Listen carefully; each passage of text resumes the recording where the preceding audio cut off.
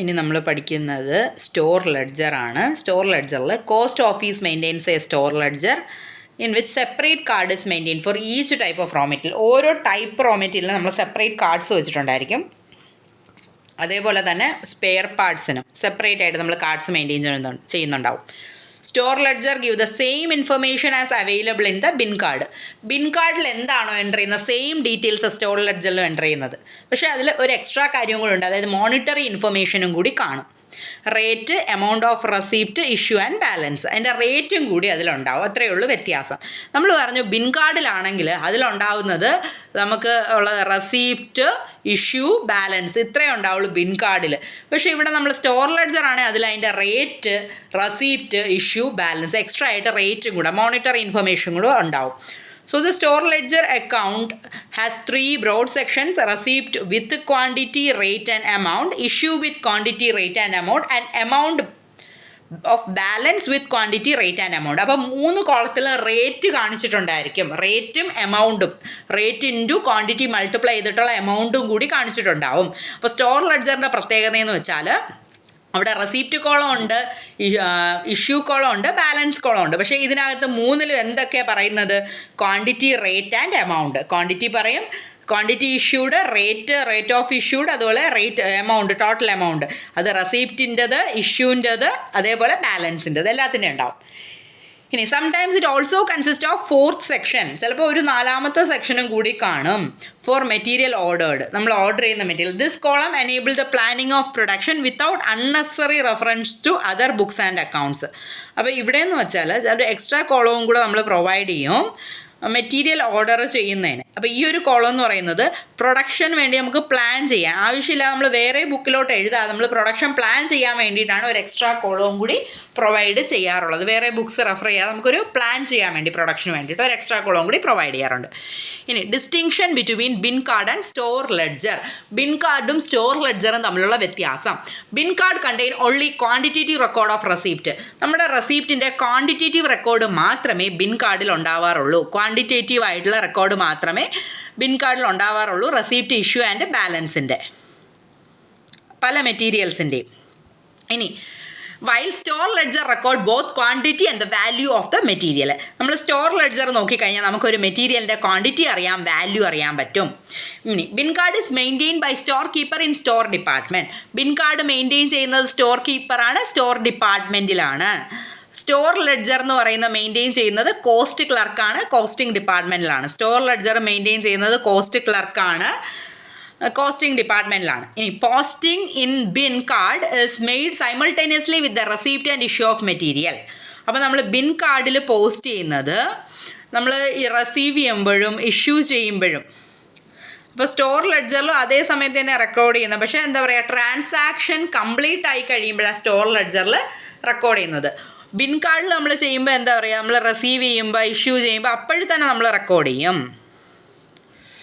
Receipt അല്ല ഇഷ്യൂവിൻ്റെ സമയത്ത് തന്നെ റെക്കോർഡ് ചെയ്യും. പക്ഷേ സ്റ്റോർ ലെഡ്ജറിൽ ആ ഒരു ട്രാൻസാക്ഷൻ കഴിഞ്ഞതിന് ശേഷം, ചെറിയ വ്യത്യാസമേ ഉള്ളൂ. സ്റ്റോർ ലെഡ്ജർ ആണെങ്കിൽ ആ ഒരു ട്രാൻസാക്ഷൻ കഴിഞ്ഞതിന് ശേഷമായിരിക്കും നമ്മൾ എഴുതുക. സെയിം ടൈമിൽ തന്നെ എഴുതി വെക്കത്തില്ല, അത് ട്രാൻസ്ഫർ ചെയ്ത് കഴിഞ്ഞിട്ടായിരിക്കും നമ്മൾ എഴുതുന്നത്. ഇനി bin card is not a basic accounting record while store ledger is a basic accounting record. Bin കാർഡിനെ ഒരു ബേസിക് അക്കൗണ്ടിങ് റെക്കോർഡായിട്ട് നമുക്ക് പറയാൻ പറ്റത്തില്ല. പക്ഷേ സ്റ്റോർ ലെഡ്ജർ എന്ന് പറയുന്ന ഒരു ബേസിക് അക്കൗണ്ടിങ് റെക്കോർഡാണ്, കോസ്റ്റ് അക്കൗണ്ടിങ് റെക്കോർഡാണ്. Inter department transfer or inter job transfer are only recorded in the store ledger and not in bin card. അപ്പം ഏതെങ്കിലും ഒരു ഇൻ്റർ ഡിപ്പാർട്ട്മെൻറ്റ് ട്രാൻസ്ഫർ അല്ലെങ്കിൽ ഇൻ്റർ ജോബ് ട്രാൻസ്ഫർ ഉണ്ടായിട്ടുണ്ടെങ്കിൽ, അതായത് ഒരു ഡിപ്പാർട്ട്മെൻറ്റിൽ നിന്ന് വേറൊരു ഡിപ്പാർട്ട്മെൻറ്റിലേക്ക് മെറ്റീരിയൽ പോയിട്ടുണ്ടെങ്കിൽ, അല്ലെങ്കിൽ ഒരു ജോബിൽ നിന്ന് വേറൊരു ജോബിലേക്ക് നമ്മൾ ഇഷ്യൂ ചെയ്ത മെറ്റീരിയൽ പോയിട്ടുണ്ടെങ്കിൽ അതൊക്കെ സ്റ്റോർ ലെഡ്ജറിലേ എഴുതത്തുള്ളൂ. അത് ബിൻ കാർഡിൽ എഴുതിയിട്ടുണ്ടാവത്തില്ല. കാരണം ഏതോ ഒരു ഡിപ്പാർട്ട്മെൻറ്റിലേക്ക് നമ്മൾ മെറ്റീരിയൽ ഇഷ്യൂ ചെയ്തപ്പോൾ കുറച്ച് അധികം വന്നു, ആ അധികം വന്ന മെറ്റീരിയൽ ആയിരിക്കും വേറൊരു ഡിപ്പാർട്ട്മെൻറ്റിലേക്കോ വേറൊരു ജോബിലേക്കോ കൊടുത്തിരിക്കുന്നത്.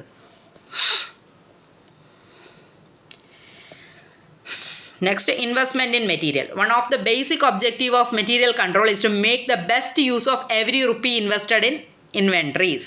അപ്പോൾ ഒരു ബേസിക് ഒബ്ജക്റ്റീവ്, മെറ്റീരിയൽ കൺട്രോളിൻ്റെ ഒരു ബേസിക് ഒബ്ജക്റ്റീവ് എന്ന് പറയുന്നത് best use of every rupee invested in inventory. ഇൻവെൻട്രിയിൽ ഇൻവെസ്റ്റ് ചെയ്തേക്കുന്ന ഓരോ രൂപയുടെയും ബെസ്റ്റ് യൂസ്, അതാണ് ശരിക്കും പറഞ്ഞാൽ നമ്മുടെ മെറ്റീരിയൽ കൺട്രോളിൻ്റെ ഒബ്ജക്റ്റീവ് എന്ന് പറയുന്നത്, ബേസിക് ഒബ്ജക്റ്റീവ് എന്ന് പറയുന്നത്. Okay, this requires that the right quantity of material should be ordered at the right level of stock so that the production and sales process go on smoothly. അപ്പോൾ നമുക്ക് ആവശ്യമുള്ള quantity ആവശ്യമുള്ള സമയത്ത് നമുക്ക് കിട്ടിയാലേ production പ്രോപ്പറായിട്ട് നടക്കത്തുള്ളൂ.